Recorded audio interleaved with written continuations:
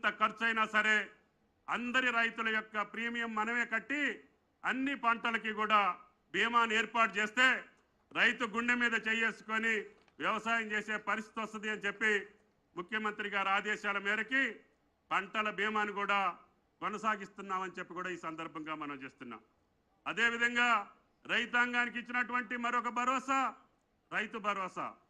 అది 7,500 ఒక పంట కాలానికి, 15,000 మొత్తం సంవత్సర కాలంలో 2 పంటలకు వేస్తే 15,000 ఇస్తామని చెప్పి కాంగ్రెస్ పార్టీ పక్షాన ఆనాటి పిసిసి అధ్యక్షులు అదేవిధంగా భారత జాతీయ కాంగ్రెస్లో ఉన్నటువంటి పెద్దలందరూ వచ్చి తెలంగాణ రైతాంగానికి మాట ఇచ్చారు.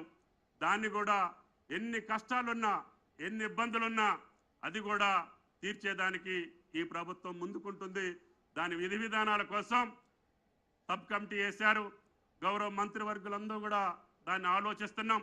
ప్రజల దగ్గర నుంచి రైతుల దగ్గర నుంచి రేపు భవిష్యత్తులో స్పీకర్ గారు ఆదేశిస్తే శాసనసభ శాసన మండలిలో కూడా పెట్టి మీ అందరి ఆమోదం తీసుకొని రైతు భరోసా ఏ పద్ధతిలో ఉంటే పంట వేసినటువంటి రైతుకు లాభం జరుగుద్దో, పంట వేసినటువంటి భూములకు ఏ రకంగా ఇవ్వచ్చో, గతంలో జరిగినటువంటి పద్ధతులకు భిన్నంగా నిజమైనటువంటి రైతుకి ఆ డబ్బు అందాలి అని చెప్పి ఆకాంక్షతోటి కొంత సమయం తీసుకున్నాం.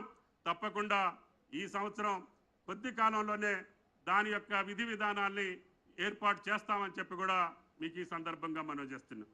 కాబట్టి ఇన్ని రైతాంగ కార్యక్రమాలకు సంబంధించి పెద్ద ఎత్తున ఆయిల్ ఫామ్కు కూడా ఈరోజు ముఖ్యమంత్రి గారు ఆర్థిక మంత్రి నిధులు సమకూర్చారు. కాబట్టి గౌరవ శాసనసభ్యులందరినీ శాసన మండలి సభ్యులందరినీ అధికారులు కూడా ఎందుకు పిలిచామంటే మీరు కూడా రైతు బిడ్డలే.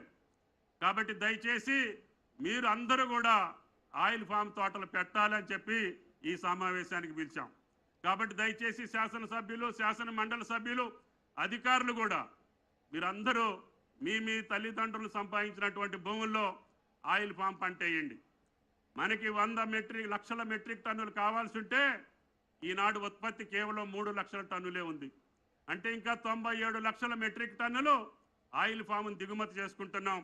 1,00,000 కోట్ల రూపాయలు విదేశ మార్గ ద్రవ్యానికి మనం వెచ్చించాల్సినటువంటి అవసరం వచ్చింది. మీరందరూ చేయి కలిపితే ఈ 5 సంవత్సరాల్లోనే 5 లక్షల ఎకరాలు తెలంగాణ జిల్లాలో వేసే అవకాశం ఉంది. అన్ని జిల్లాల్లో కూడా ఆయిల్ ఫెడ్ ద్వారా ఫ్యాక్టరీల నిర్మాణం కొనసాగిస్తున్నాం. కాబట్టి దయచేసి అతి కొద్ది సంవత్సరాల్లోనే